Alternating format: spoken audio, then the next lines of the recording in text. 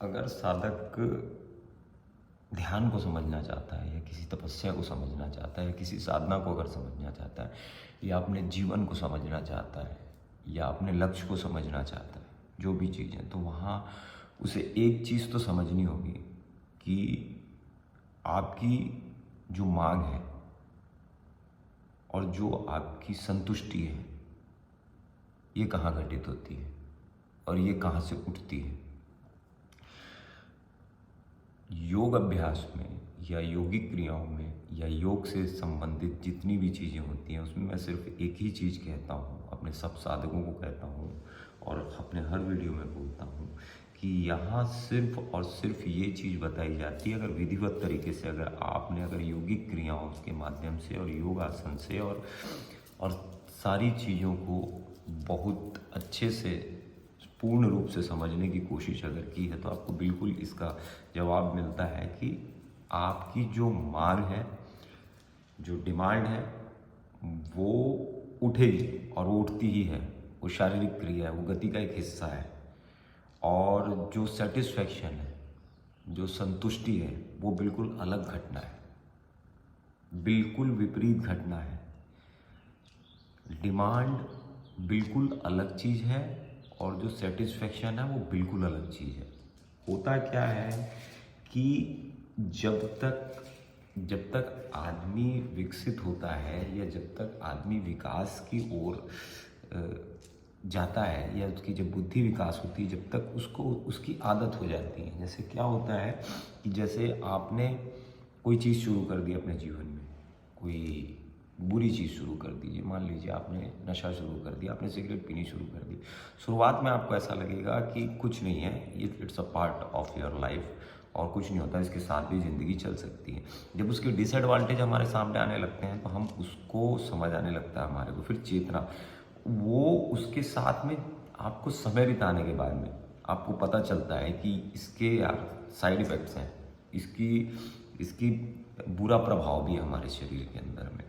तो योग अभ्यास में यही चीज़ बताई जाती है कि जो डिमांड आपके शरीर के अंदर में उठ रही है, जो मांग आपके शरीर के अंदर में उठ रही है, सेटिस्फैक्शन आपको वहाँ नहीं मिलेगी, संतुष्टि आपको वहाँ नहीं मिलेगी। जैसे आपने जितनी भी चीज़ें आपने उठती देखी होंगी, बचपन से लेके जवानी तक या जवानी से लेके बुढ़ापे तक, अपने जीवन में जितनी भी चीज़ें आपने उठती देखी होंगी, वो रिकॉल हो जाती हैं। थोड़ी दिन के बाद में वो रिकॉल हो जाती है, वापस आ जाती है, वापस आ जाती है, वापस आ जाती है। उसका सिर्फ और सिर्फ एक ही कारण है कि आपने जहाँ पर सेटिस्फैक्शन खोजा था, दैट इज़ रॉन्ग वे, मतलब वो गलत रास्ता है, वहाँ पर आपको सेटिस्फैक्शन नहीं मिलेगा।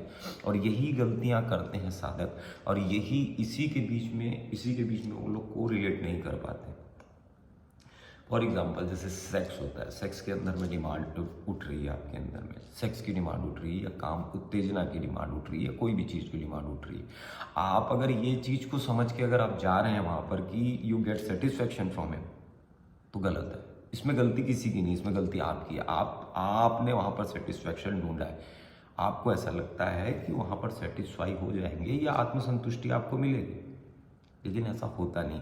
ये कहना बहुत आसान है, जितनी आसानी से मैं आपको बोल रहा हूँ या जितनी आसानी से मैं इस वीडियो में एक्सप्लेन कर रहा हूँ, ये इतना इजी भी नहीं है। ये साधक परिपक्व कब होता है? जब इसके अंदर उतर के, जब इस पर जीने लगता है, जब इसके ऊपर काम करने लगता है। आपको मैं कोई चीज़ को बोलूँ कि आप इसको मत मानिए, डिमांड है, तो आप बोलने के लिए तो बोलेंगे कि हाँ ठीक है, हम नहीं मानते, लेकिन थोड़े समय के बाद में पकड़ ही नहीं रहेगी। तो जो सेटिस्फैक्शन होती है वो घटित होती है चेतना में, कॉन्शियसनेस में। वो जैसे जो डिमांड होती है वो शक्ति का प्रतीक है। आप इस संसार के अंदर में बिना डिमांड के आप आगे नहीं बढ़ सकते, और डिमांड को रूपांतरित, क्योंकि ज़रूरत है वो आपकी शरीर की नीड है, आप उसको करते करते अपनी चेतना का विकास करते हैं, मतलब अपने कॉन्शियसनेस का विकास करते हैं, अपने कंसंट्रेशन का विकास करते हैं। तो वो जो विकास होता है वो एक दिन में तो होगा नहीं, वो उसका एक क्रिया है, उसकी कार्यशैली है, उसका एक समय है, उसका एक ड्यूरेशन। आप उसको करते करते जैसे जैसे आप आगे बढ़ते हैं, वैसे वैसे आपको ये चीज़ समझ आने लगती है कि क्या डिमांड है और सेटिस्फैक्शन क्या है। सेटिस्फैक्शन आप कॉन्शियसनेस में घटित होती है, ना कि शक्ति में या भोग में घटित होती है। जो आत्मसंतुष्टि होती है वो आंतरिक घटना है। सेटिस्फेक्शन जो है वो आंतरिक घटना है, और जो डिमांड है वो बाहरी घटना है, वो बाहर घटित होती है। किसी चीज़ की डिमांड आपके अंदर में उठी तो उसको भोगने के लिए आपको तत्पर होना पड़ेगा, आपको जाना पड़ेगा, आपको करना पड़ेगा, कार्य करना पड़ेगा, कोई भी चीज़ करनी पड़ेगी, उसके लिए आपको एक्शन में आना पड़ेगा। और ये जो आत्मसंतुष्टि होती है या जो सेटिस्फेक्शन होता है, इट्स अ इंटरनल